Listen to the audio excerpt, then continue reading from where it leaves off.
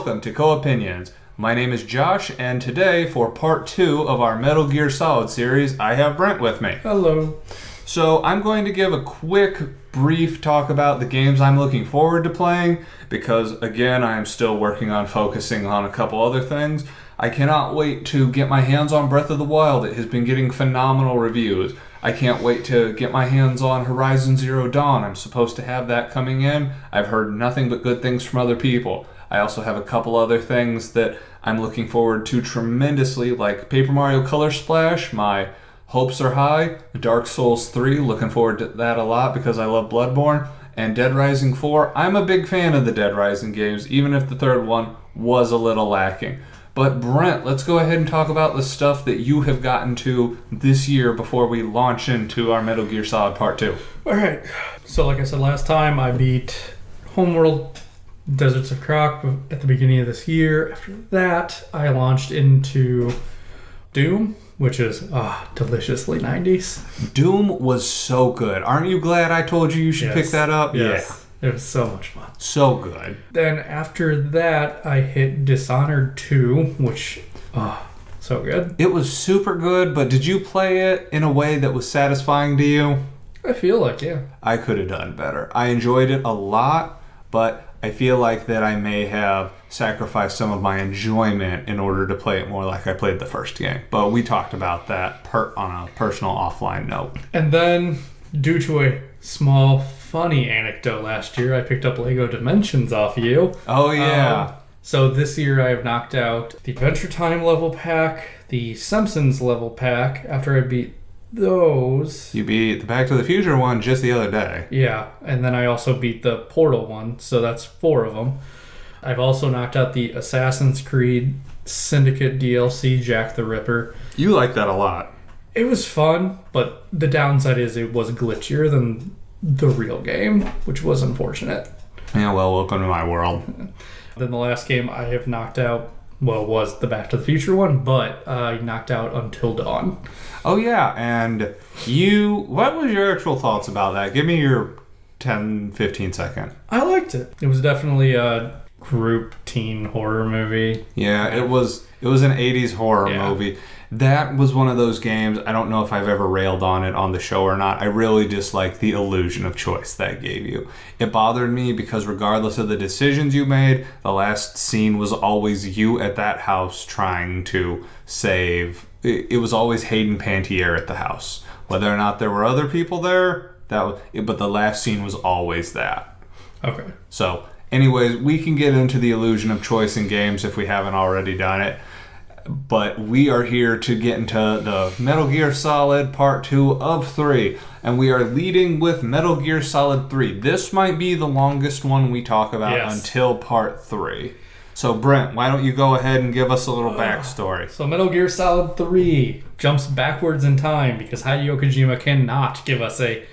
straight answer, conclusion. Coherent. Yeah, okay. Fluid. Straightforward. Story. So we're back in 1964. So preface to the story, a scientist named Sokolov wanted to defect to America in like 1962. The United States took him because he was afraid of the Soviets and what they wanted him to have him make, which is the Shagohod, the proto Metal Gear. Mm-hmm. This is one of the things I like, which is a reason I like Assassin's Creed. The game then depicts that the events of the Cuban Missile Crisis, for anyone who knows their history, that the actual reason the Soviets put missiles in Cuba was because they wanted Sokolov back, and not the real-life reason of they wanted missiles out of Turkey. So the United States hands over Sokolov and then moves the missiles as a distraction so they can't say that this is what really happened. It was interesting because they took a lot of cues from, and the first Metal Gear Solid game did this a lot too, they took a lot of historical cues and reframed them in the context of the game to make them interesting. Now, something that needs to be noted about Metal Gear Solid 3 was this game very much sent up a lot of the classic spy tropes. Oh yeah, this game relies heavily on the 60s espionage era movies, your James Bond, your Cold War, your classic tropes associated with old-timey spies. Yeah. Now, do you want to start from Operation Snake Eater? Well, we gotta start with the Virtuous mission. Okay, was that the first one? Sorry. It's the prologue part, yeah. Whatever, where you're sent in to get Sokolov because he wants to defect again because he is afraid of Colonel Volgin. Oh, yeah. Who is going to use his device. So you're sent in with the help of, and these characters are important, your commanding officer who takes the place of Colonel Campbell, who is Major Zero, paramedic, then your technical advisor, Sigint, who is Donald Anderson, the DARPA chief. Whoa, you're burying the lead here. I'm kidding, go ahead. Okay. And Boss, who is already the boss, your mentor, who is already on the scene because you are Snake in 1964, so you are Big Boss. Who, again, burying the lead. I feel like I'm burying. You're not burying. So your mentor is the boss, who is, it's important to note she's a lady. Like, to me, that's important because she is an incredibly strong female character.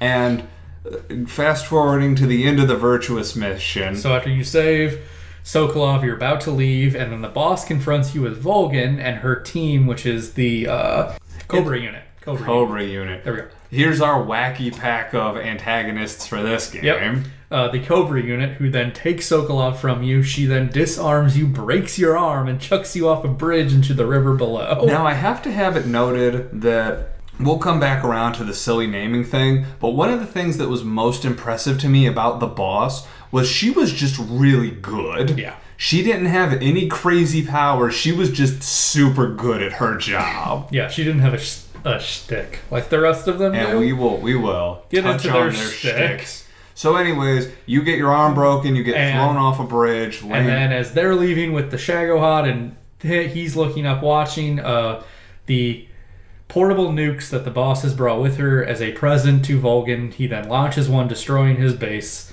nuking into oblivion, and then the game jumps into a James Bond style opener with the Snake Eater song. Which, it grew on me a lot. I originally hated it, but it grew on me a lot. And they take this opportunity to show a way they're going to approach healing in this game. This was super interesting to me, even if it was done a little awkwardly the more I think back on it, because how this was highlighted the most in one of the later boss battles, but whenever you had damage done to you, you really always had to pop it open and see, oh, do I have a bullet in me? Oh, did I break my leg? Oh, did I do something that requires me to burn myself?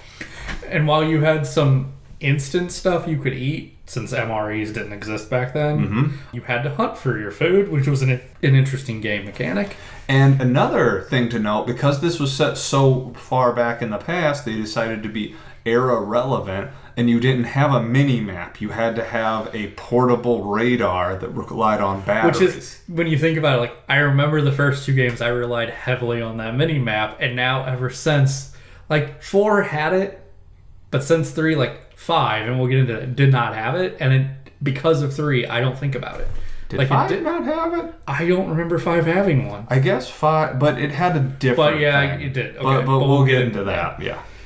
So, game jumps ahead several months. Snake is now in the Snake is being sent in. It goes through a cinema because, of course, Metal Gear Solid 3 was also a half. What's the word I'm looking for? Cinematic. Oh yeah, but QTE, playable movie. There we go. So Snake is sent in because the United States is blamed for the nuke, and the Russians wasn't it the U.S.'s nuke? Well, yeah, but they're blaming them as being the ones who actually did it until proven otherwise. So the Russians are holding the United States accountable, and Snake has to go in, stop Volgin, kill the boss, and figure out and save Sokolov, all while proving the United States' innocence before the Russians decide to attack the United States. Yeah, no, this game is steeped in Cold War shenanigans. However, the way that it's phrased and contextualized, you don't really feel like it's quite as zany going into it. Like with Metal Gear Solid 2, they really get into the craziness. Now, don't get me wrong, the Cobra unit, kind of wacky from the get-go. And that, I just remembered something about the Fury that's gonna no, sorry. I just remembered how that zaniness carries on. Anyways, so the way the game progresses, through some circumstance, you encounter a much younger Revolver Ocelot. Right. So your whole point of the mission is you are sent in to contact two NSA defectors who are there disguised as Soviet people, and you're supposed to get information from them, Adam and Eve. You show up, and you encounter Ava, who says she is an ex-NSA agent sent in, and just as you're encountering her, the Ocelot unit rolls up, commanded by a young Revolver Ocelot. Who is the doofiest. I mean, this game is maybe my favorite plot-wise, but young Revolver Ocelot is the doofiest. When he does his little cat call, there's no. But I do love the amount that Big Boss Snake just completely demasculinizes him. He proves that he is really good at what he does. And what was it? I think it was Big Boss. Even I'm going to try to call him Naked Snake for the purpose of this, Naked Snake, because he's Naked Snake till the end of this game. He even tells Ocelot, he goes, with the way you're firing this, you need to be using a revolver, not the gun you are using. He's the one who says that. Yeah. So that's their first encounter, though? Yes. You encounter him many more times. Many more times. Is the next significant encounter the first Cobra unit when you encounter the Pain? Yeah, it's the Pain. Okay, so the Pain, I'm going to say, is the dumbest boss in this game. The bees. Okay, the fact that's a thing is ridiculous. As you're going to your next point, you encounter this Cobra unit, and his shtick is, he's the Pain. And then you find out it's because he is covered in bees, and he can somehow command bees. I think they actually retcon in later how they can do a lot of this weird stuff. They do not. Are you positive? Yes. I would want to do some research, and I'm going to go ahead and throw this out to anybody who's still listening to this. I think there's a reason. I think it might have been explained in MGS5. I'm not positive, but I feel like they explained that the Pain has like a pheromone thing. Do they? I feel like they do. I only remember them explaining the end, but we're not to the end yet. We are not to the end. So, Brent, why don't you explain about what his shtick is? He's bees. He's got bees. He controls bees. He makes like these weird bee guns. He fires bees at you. Yeah, it's not great. You defeat him. I forgot how. At this point, you just kill him. Yeah. You just shoot him to death. You defeat him, and then when he falls over after he dies and makes some rant, he then explodes because that is their other stick. Yeah, they all explode. They are apparently all filled with explodium. I thought they actually had a reason behind it. They? I thought. I don't remember there ever being a reason. I don't even remember reading there was a reason. But go ahead. From after you defeat the Pain, the next. I can only remember this game in terms of boss battles and basically the end of the game. Because I remember after you fought the Pain, the second Cobra unit enemy you fought was the Fear. Yes, Brent is deep in thought over here. I know you can't hear the rocks rattling around.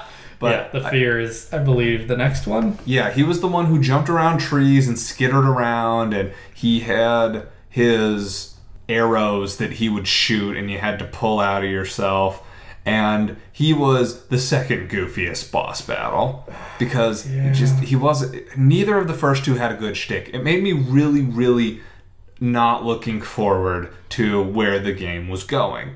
Now from there, let me check real fast. So we went back real fast and checked a couple things, and so before you fight the Fear, you head off. You find all of them. The Fear, the boss, the End, who's in a wheelchair because he's like 100 freaking years old. Yeah. Along with Sokolov, his supposed lover Tatiana, who is Ava in disguise, and Volgin. And Volgin is ranting, and that's when you discover Volgin's weird electricity thing. Now, this is sounding pretty complicated. I want you to let it know that this still seem to be more in line and less wacky than MGS2. It really, because they couch it in such a spy way. And we are also trying to boil this down to the basic of points without a narrative around with it. So we're trying to hit the major bits. So it seems just as wacky as MGS2, but the way they present it, the Cobra unit isn't really main characters per se. No, they are more or less boss battles. Right. You see all of them interacting together, and as a fun trivia note, if you have a sniper rifle at this point, you can kill the end and finish him off. You can entirely bypass his boss battle by killing him ahead of time, which is just one of those fun little touches that really makes you go, they really thought this through. But anyways. So after that, you head in after the Fear leaves to take care of you, but you don't see where he goes. So Naked Snake heads into the facility ahead of him, where he meets Granin, who is another Soviet scientist working under Volgin, who's pissed off because he thinks Sokolov is... Doesn't he think he's a hack or something? Because he is the one who designs Metal Gear Rex. Yes, the Metal Gear Rex plans are sitting on his desk. He then tells you about the Philosopher's Legacy, which is the money that is backing Volgin, but he doesn't give you a whole lot on the Philosopher's Legacy, just that that's where the money is coming from.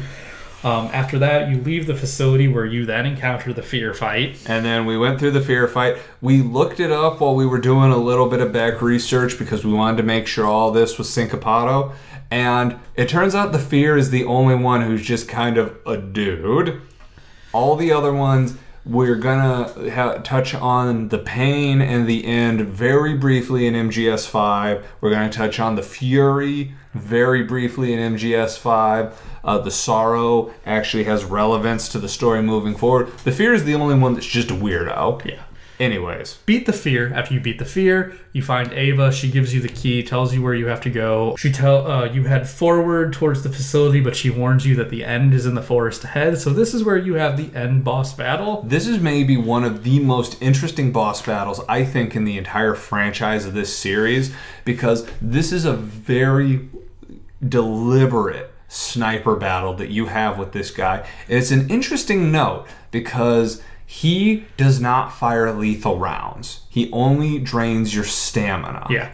And this had a lot of interesting details to it. One, if you save during the boss battle and come back, it comes back to a cinema of him sneaking up on you and knocking you out and taking you back. But if you let it go for a week in between don't come back to the game and coming back, you sneak up on him and find out he's died of old age. Yeah. And in that looking up, I found out that all of the Cobra unit had microbombs placed in their body because of a desire to die on the battlefield. This game was still goofy. We're not going to pretend it wasn't.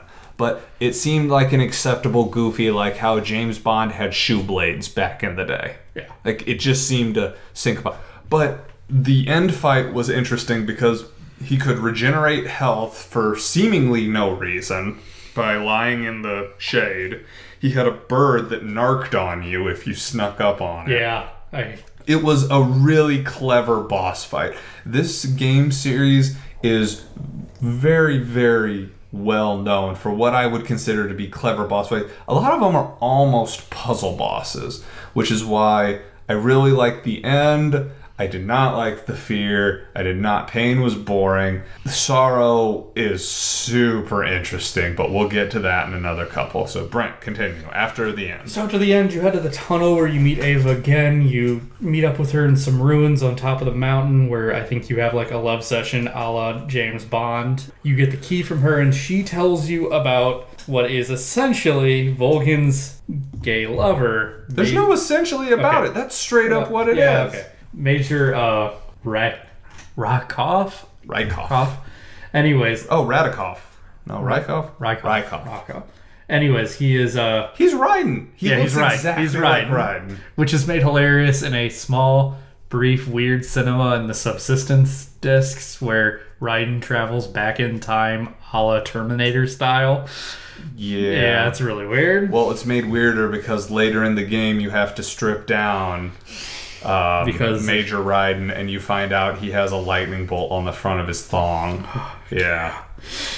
But I'm getting a little ahead of ourselves, so going back. In this part, Snake notices these scars on Ava that are produced by Volgin beating her, I guess.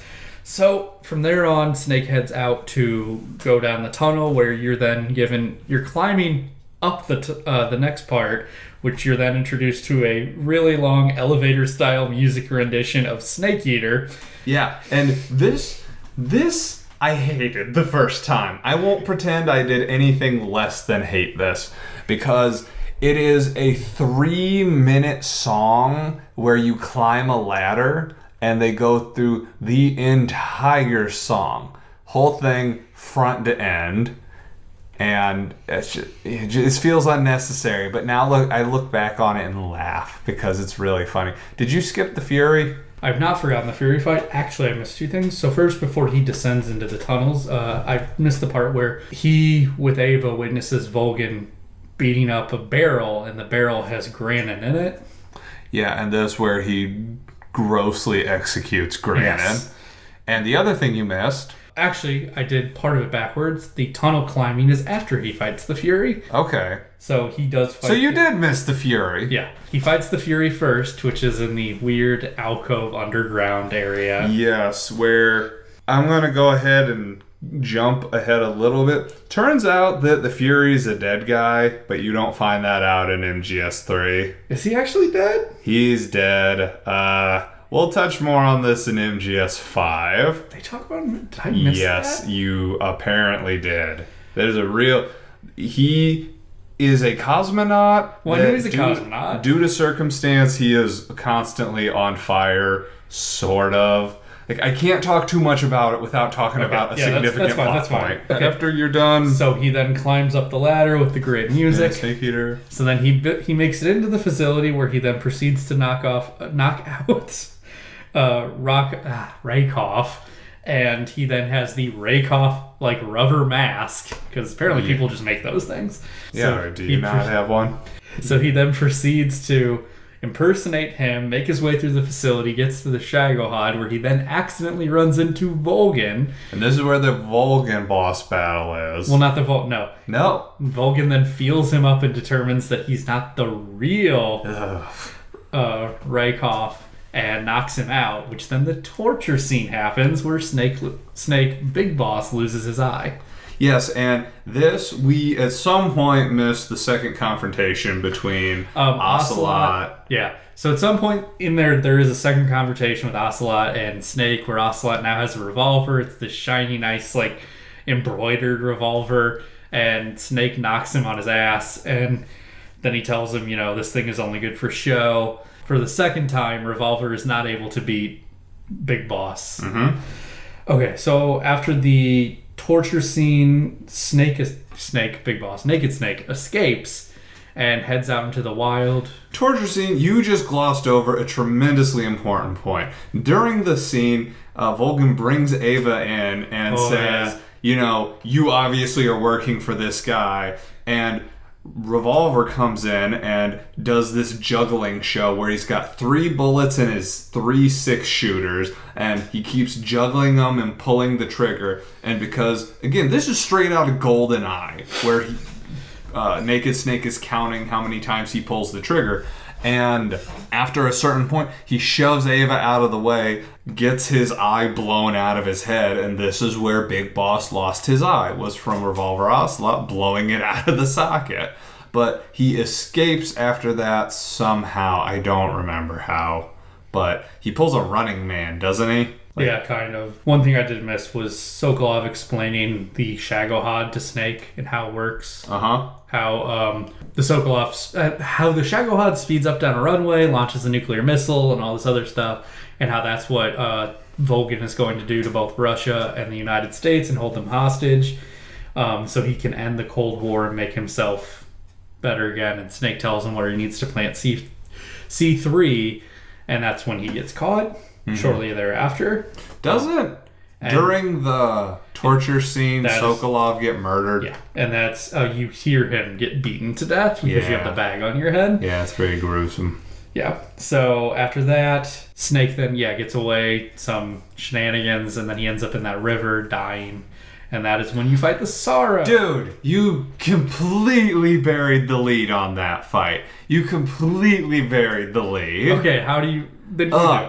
Jesus. I'm trying to gloss over quicker here. And but you're not focusing on the important stuff. So when Snake falls down the big waterfall, you come to and you're walking down a river that appears to be filled with all the people you've killed in the game. Yeah. This is an amazing... Well, no, I did not gloss over that. I said you end up in a river. No, you said you died. You said he falls down the waterfall and dies. That completely buries the fact. I don't even remember saying he dies. Yeah, that's why I got all on your butt, because you're going down this river and you can't figure out why this guy is floating in front of you, why you are being confronted with all the people you've killed. An amazing mechanic, because if you haven't killed anybody, There's no one in the river except for the Cobra unit. The Cobra unit is in there. And so there'll be nobody in there, and then when you get to the very end of the river, which is signified by you finding the remains of somebody, you will instantly die. And this was interesting because I played this game with somebody else when it came out so early that there wasn't actually any kind of a walkthrough on how to beat this boss fight. And if you hadn't been using the fake suicide pill up to this point, it was very confusing what the possible solution could have been. Because when you call anybody on your codec, they give you the, oh my god, you died thing. And it's very confusing. But Brent ruined it because what you're supposed to do is die in the fight and then use the revive pill to bring yourself back from the dead, which was an incredibly inventive idea. And you had no idea you were dead at the time, unless Brent ruined it for you. Brent, you're killing me. We did miss one thing about when he's in a cell. Okay, the weird game you can play? Oh, I forgot about... No, we missed Johnny's grandfather. Oh, you are... Other Johnny. You are killing me. Okay, yeah, they introduced the incontinent Johnny. Back in the 1960s, who was the grandfather of Johnny from Metal Gear and Metal Gear 2. Metal Gear Solid and Metal Gear Solid 2. And I think we glossed over the fact that he was in Metal Gear Solid 2. So... But yeah, you can befriend him. But yeah, it just... He eventually gets out of the cell. Johnny's not the reason. You just eventually find a way out of the cell. Right.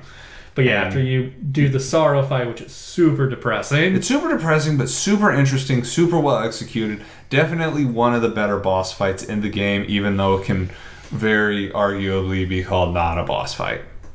But, so from there, we're on a pretty snippy track to be near the end of the game. Okay, to bring this to the snappy conclusion, Snake makes his way back to the base. He does get the microfilm, and he does try to... Now, the microfilm, I don't think we touched. You need the microfilm for what? He needs the microfilm because he's told it contains the stuff that they need to prove their innocence. It actually contains the Philosopher's Legacy. Right. Now, the microfilm, again, another classic throwback to old-timey spy fiction. When did you ever hear about microfilm in anything other than spy fiction? Well, yeah. Right. Who else uses that? Exactly. So, at this point, you are about to... Have you fought Volgin at this point? No, you haven't fought Volgin at this point. Okay. So, you make your way out. I think this is after you learn some stuff. I forgot what you learned here about... Oh, you find out what the philosophers were. Volgin explains, the whole... They were Russia, the United States, and China during the Second World War. A bunch of rich people. His father was one of the Russian ones. That's where he got the money from. That's why he's funding this. He plans to, maniacally 1960s take over the world. So that leads to the whole you running away on the motorcycle while Ava's driving and you're firing the gun trying to get away. As the Shagohod is chasing you. Yeah. Volgin you make it through the base first a little bit before it actually really starts. Does it? I guess, yeah, it does chase you the whole time. Yeah, pretty much. And it's roaring. Yeah. And then as you are crossing over the bridge, you have to shoot out the supports with explosives or something, so the back half of the Shagohod falls down into the ravine, and you can have your weird mech Shagohod fight. So you beat that, then you have to fight Volgin, who's now taking control of it with his hands. Yeah. Because this is important. So he grabs in, busts his hands through the wire, has the wires, and he's controlling it. And then just through the power of his electricity. So after you finally do the last shot, it starts to rain. Now, throughout the entire game, he always says Kuwabara, Kuwabara before he uses electricity power anytime. The reason he does that is because Kuwabara, Kuwabara, I believe, is willow tree. It's some kind of tree in Japanese. The idea behind it is that it was his way of guaranteeing he didn't get electrocuted, because there was a legend that lightning always hits those trees. So when he said that, it was supposed to keep him from getting hit. But it starts raining after the fight is over, and he does not say Kuwabara, Kuwabara, and gets hit by lightning and dies forever for sure. Yeah. Yeah. So he's down. And Forever. Yep, forever. And you take off to head to the plane to get out of there with Ava, and as you're doing so, you run into the boss in a field, which leads into what I consider to be probably a really good boss battle. Oh, it's a crazy good boss battle because it's the boss versus the boss's protege, Naked Snake.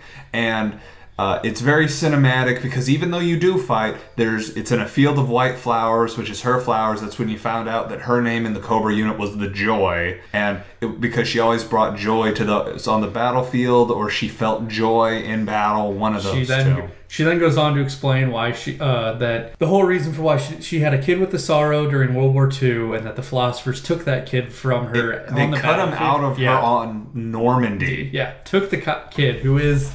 Ocelot. It's Ocelot, but they never say it's Ocelot. It's very strong. No, it is Ocelot, but they never actually straight up say it's him in the thing. So yeah, it's Ocelot is her kid.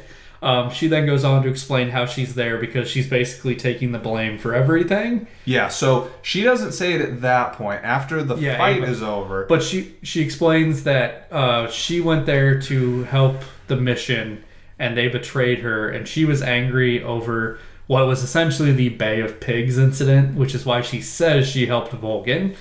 And at the end of this fight, you have to take her gun, and you actually have to be the one to pull the trigger to put her down.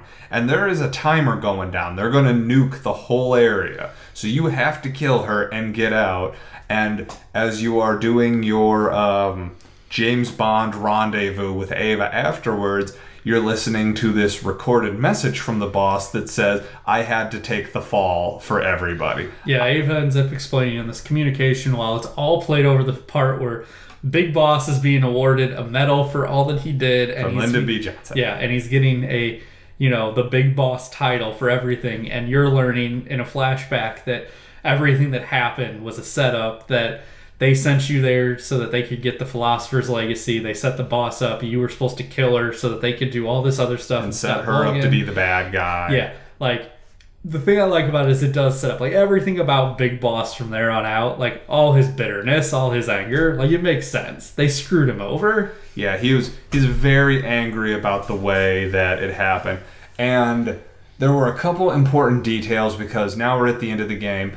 The Patriots changed. The Philosophers. So basically, at the end of the game, you find out also that Ava is not actually Eve. She was in fact a Chinese a Chinese American spy sent in to get the Philosopher's Legacy for the Chinese. She thinks she took it, and that'll be in the after credits scene. You find out that Ocelot really was Adam. And he does have the American Philosopher's Legacy. He sent it to them. And in fact, what Snake had was fake. He had it all along, and she didn't get anything. The Chinese got out of it with nothing. One of the things you learned at the end of the game was that Boss, her father, was one of the American ones. And the boss got everything her father explained to her, got her father killed by the rest of the Philosophers. So that's one reason why she hated the Philosophers.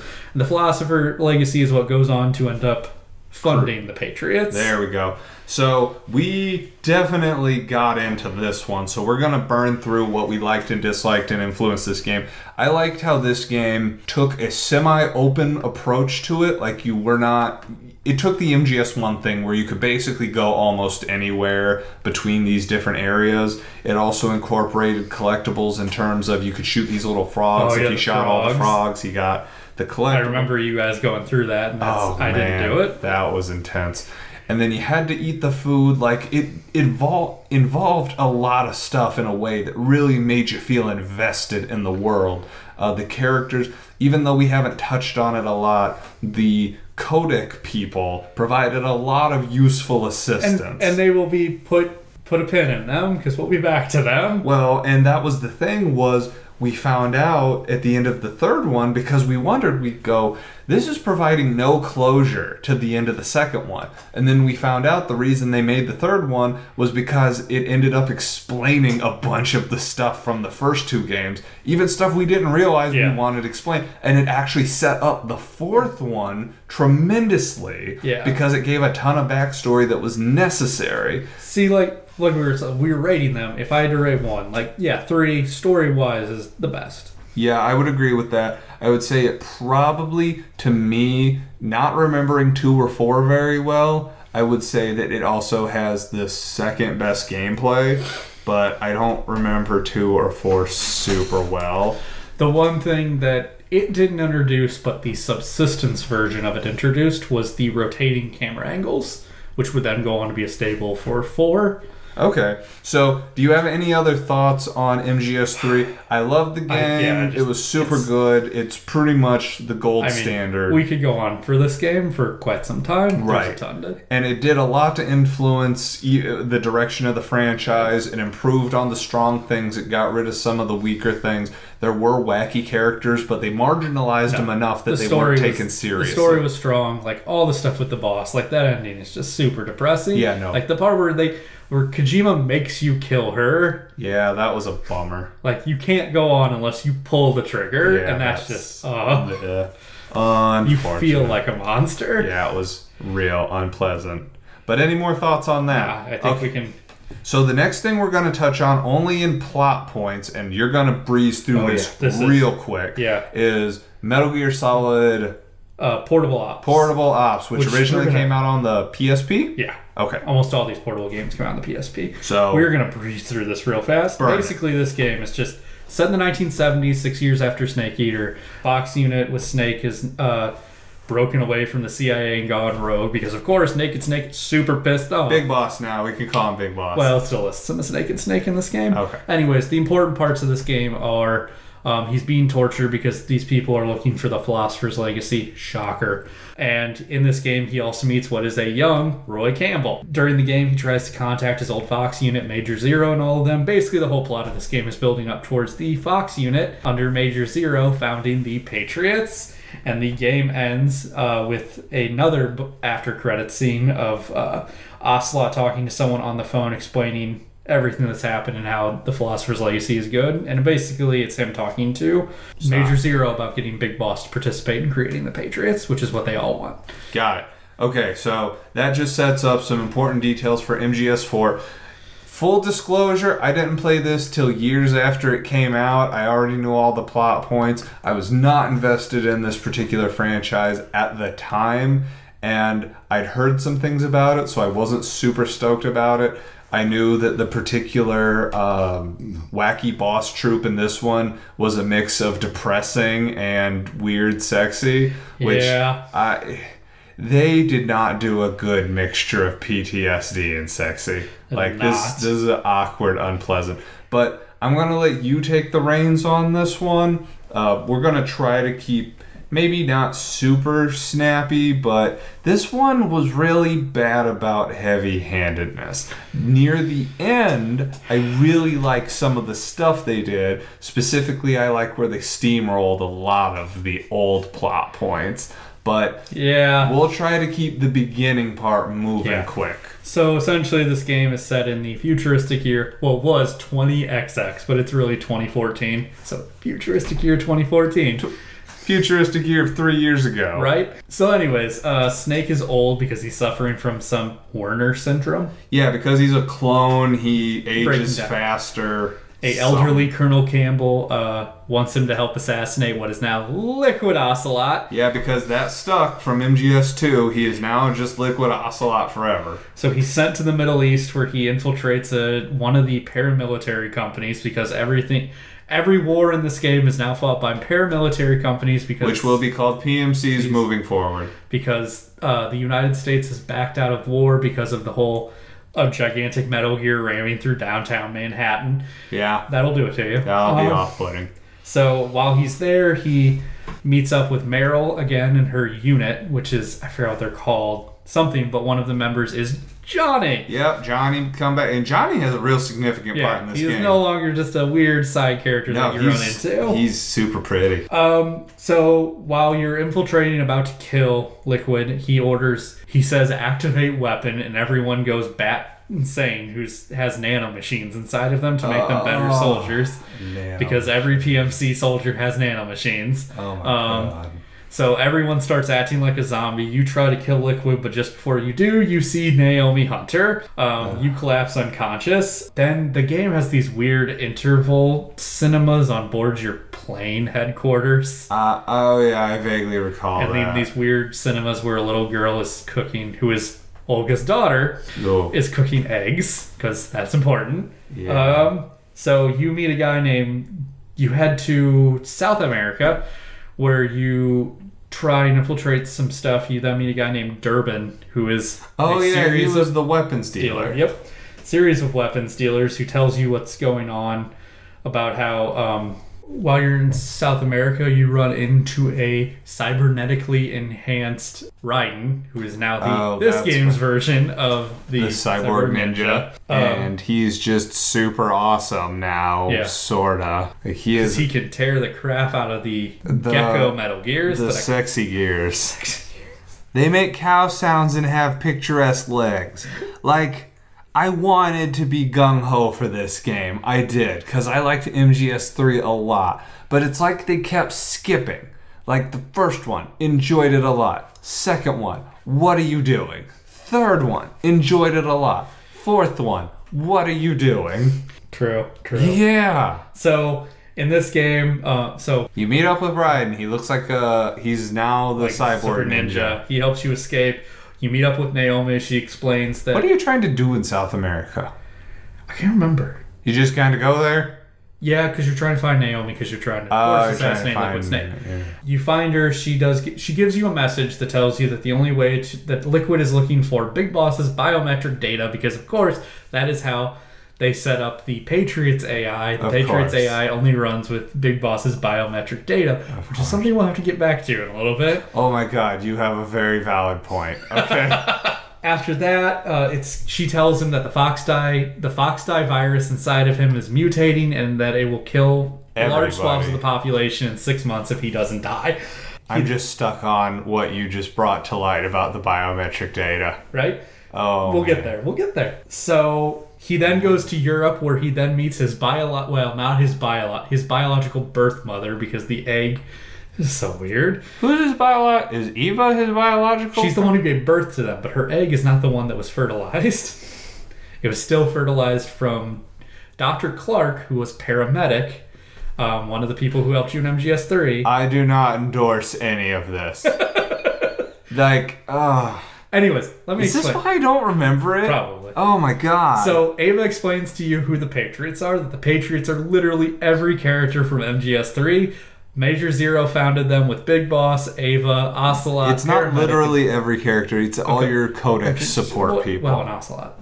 And Ocelot. Who founded the Patriots in the name of carrying out the world, creating the world in the image that Boss saw it, and was bringing the world together as a whole. Didn't Colonel Campbell in the second game say the Patriots had been dead for over 100 years? Well, yeah, the names on the... No, the person who said that was Otacon, and the people on the disc, the names, they'd all been dead. They weren't the real Patriots. Oh yeah, silly me. Sorry. Sorry. So Ava explains why she's Snake's mother, and that she carried him in Liquid to term, and that she was the one who gave birth because she loved Big Boss. So he meets his mother. And then, are we at the part where they have Big Boss's corpse? No. They explain... maybe they do. Yes. I thought because her. So okay, hang on. So she explains that Liquid is only acting the way he is because of nanomachines and that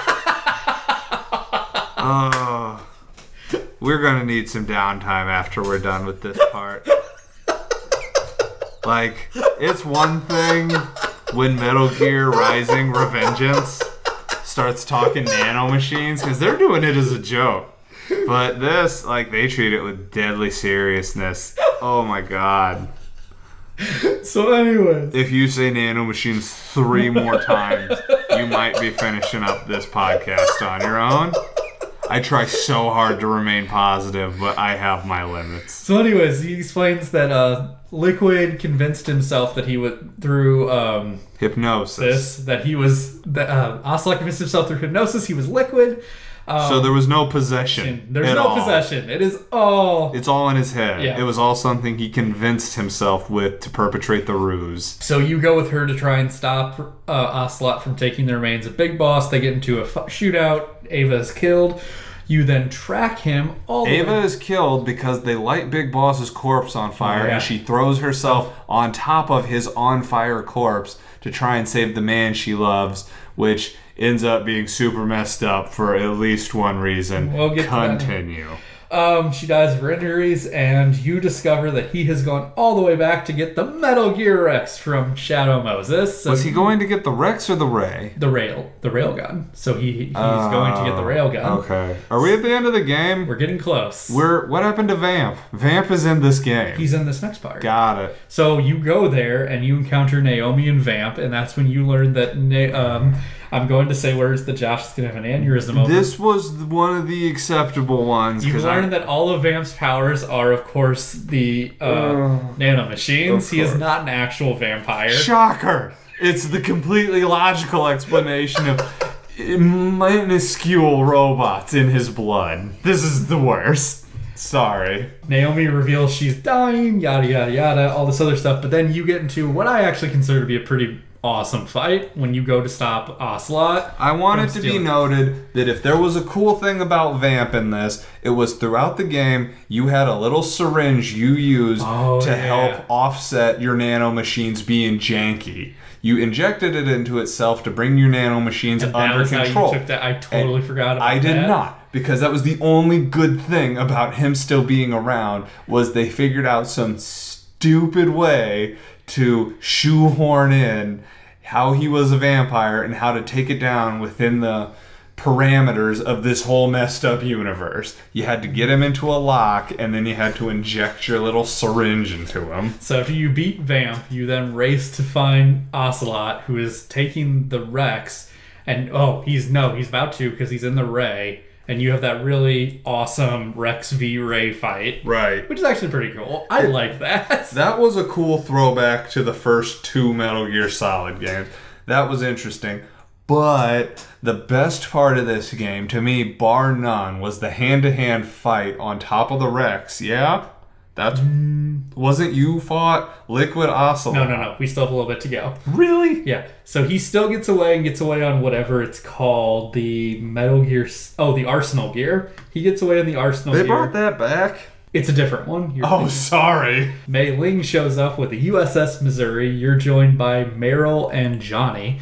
Because the rest of her team is down, and Johnny turns out that, unlike the rest of her team, was never injected with nanomachines to make him a better soldier because he's afraid of needles. So I would like one thing to be noted. We completely skipped over the Beauty and the Beast unit in describing this game. Throughout the game, you would occasionally encounter traumatized, attractive women who were fitted with scary animal robots. Which are indicative throwbacks to bosses from other games. Right, because you have like the Psycho Mantis style Puppet Master. And you have Screaming Raven, you have Crying Wolf. And you fight Crying Wolf in the same spot that you killed Sniper Wolf. Yes. I forgot all about that. They're really interesting boss fights. But in terms of the story, they don't add anything, and they're sad, and they're creepy, and they made me feel gross. I mean, They do, yeah, okay. Okay, yeah. at the end of it, like, these crying, traumatized, attractive women are creepy walking toward you. And I don't want to gloss over it, but they were an interesting concept completely out of place in the game. Another thing we did gloss over is that Ava did explain the Patriot AI. I forgot about that. She explained it, not later on. So, according to the game, and I actually have a debate when we go to 5 here. According to the game, the AIs went rogue. What happened was the AIs were supposed to keep the world running in a peaceful way until one day, and I quote, they diverged. That's not how it works. If something is set to do the same process every day, one day it's not going to go, every day I'm supposed to be eating an apple. Today I feel like an orange. That's not how it works. Dumb. So, anyways, Are we at the end we're yet? all back at the. So you go in Arsenal gear where you launch onto it via missiles from the Missouri with Johnny and Meryl. You all get separated. You find Johnny. You have a fight out with someone inside of it, but I cannot remember who. Well, there's this big throwdown between Meryl and her unit as you're walking down a microwave corridor. Meryl and Johnny are having this. So after that, you get to that because you have to go through the microwave corridor to get to the AI. Snake volunteers to do it, and everything's going to hell. Meryl and Johnny have this weird, cool Romantic fighting thing yeah. where they're shooting around, and Snake is depressingly walking through a microwave emitter, dying. It's the worst. Like, I actually thought he was going to die, which Yeah. would have kind of been fitting, which we'll get to that in a minute. After you deactivate the AIs and everyone's celebrating, you're on top where Liquid Ocelot is taking you, and you then have your fist fight, which is cool because then it goes through every era of the game. Yes, which is, it's interesting because it's not so much Solid Snake fighting fighting Revolver Ocelot as Revolver Ocelot fighting his mental version of Big Boss through his entire life. And that's cool, even though the fight is essentially a mini game. It is, but it's still, it's one of the best moments, and it is, emotionally, it's a nice wrap up. It's a good, strong finish, and we're starting to get near the tail end. So we may need to move Peace Walker to part 3. Okay, so we'll move Peace Walker to part 3, but we still We're got gonna wrap up 4 here. All that happens, Meryl and Johnny get married, the AIs are gone. Snake, I personally would have liked the original ending instead of the happy ending they got. So originally Hideo Kojima wanted Otacon and Snake to be put in front of a firing squad bang bang. and shot because they were essentially, for part of it, considered terrorists. Yes. And another important detail. Oh, right. How are you going to? We're not. So one of the parts before the very end is Snake goes to the grave of Big Boss, where he is then confronted by Big Boss and Major Zero. Major Zero, who's like 150 at And this in point. in a catatonic state. Right. Then Big Boss explains everything Major Zero did with the AIs and everything that he wanted to do with the world and how they disagreed and how Major Zero made the clones, yada yada yada. Anyways, so then Big Boss unhooks the oxygen tanks to kill Major Zero. He dies, and then Big Boss, knowing that the fox die would kill him, ends up dying as well. Yep. So Snake goes to live out the last month of his life. Yep. Kind of depressing. So, as we wrap up this episode, I don't even think I can accurately give my thoughts on 4. Like, I don't recall, I know I beat it, I have the save data, but I don't recall playing through most of it. I like 4. It felt too linear. It didn't seem to have the openness of the third one. It didn't. It had open areas, but they were small. Europe is my least favorite because that is definitely linear because you're on a motorcycle the whole time. I can recall So for part of the Europe part, you do some sneaking, but then the rest of it, you're in a motorcycle battle. It's really small. It's the shortest part of the game. Yeah. There's open, but yeah, you're right. Compared to other ones, it's not the same. It was definitely intended to be an end. He wanted to make an 8-hour movie. He did, but it was also intended to be the last one. Yes. So that's why when the 5th one was announced, Brent was very unhappy. But we won't touch on that yet. So what were your final thoughts on it? What did it bring? You said you were happy with it as an ending? I felt resolved. There was stuff I didn't like. Yeah, the AI thing pissed me off. It was dumb. It was dumb. I did like the fact that every founding member of the Patriots was every one of the main people from like that. Metal Gear Solid 3. I felt resolution for some of the characters. I liked the 2 Metal Gear fight. The Ocelot snake fight was great. And there were things like the amount of weapons and stuff you got to do. I liked that stuff. It was an interesting approach, but I don't know. I think this, if we're talking just Metal Gear Solid games, this is probably my second least favorite. I would rank it just above Metal Gear 2. Metal Gear Solid 2. Yeah. Now, I'm discounting Ground Zeroes for reasons we'll get into later. Yeah. It wasn't even that I aggressively disliked 4. I just thought for the most part, minus basically the end of the game, the whole thing was forgettable. Mm-hmm. Like, it wasn't that gripping. Like, they answered a bunch of questions that I didn't feel anybody was asking. But that's just me. And guys, I would love to hear you weigh in on this. So, I think, are we cool on part 2? Yeah, I think we're wrapped. So, in the next part, we are going to open with Peace Walker now. Peace Walker, which is crucial to set the scene for MGS5, the definitive. Maybe it is good that we moved Peace Walker to part 3 now you think about it. It's decent, but I am so dead set on extolling the virtues of the good parts of the Phantom Pain that I really want us to have a lot of time. And we gotta have time to wrap this up. Peace Walker's not gonna taste that. Okay.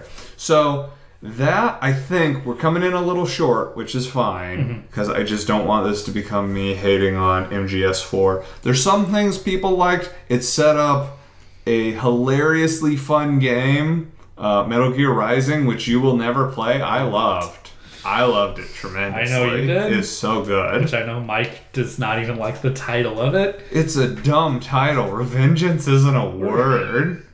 I'm not going to pretend it is, but it's a fun game, which is more than can be said for MGS4. Yeah. I still found MGS4 fun. I did not. In fact, this was something that hurt my enthusiasm for stealth for a while. I didn't think it was super well done. I don't think Metal Gear Solid 4 wasn't the stealthiest of the franchise. No, not by a long shot. Well, I think it's dependent on the part of the game you're in. Okay, well, I was going to say the stealth suit was useful in the Middle East, South America parts. Okay. So, I think we're good on part 2. Mm-hmm. So, Brent, thank you for coming on for this part 2 of our 3-part series. Make sure to come back for the thrilling conclusion. Yes. Yeah. And if you guys want to get online and tell why did you love MGS3? Why did you hate MGS3? Why did you love Portable Ops? Did you play Portable Ops? Did you enjoy MGS4? What shouldn't we have skipped in MGS4? Let us know. Reach out to us. God, there's a lot we shouldn't have skipped in MGS3. Yeah. Well, we learned. We're fostering discussion. Anyways, get online, let us know what you think, and until next time, this is Co-Opinions.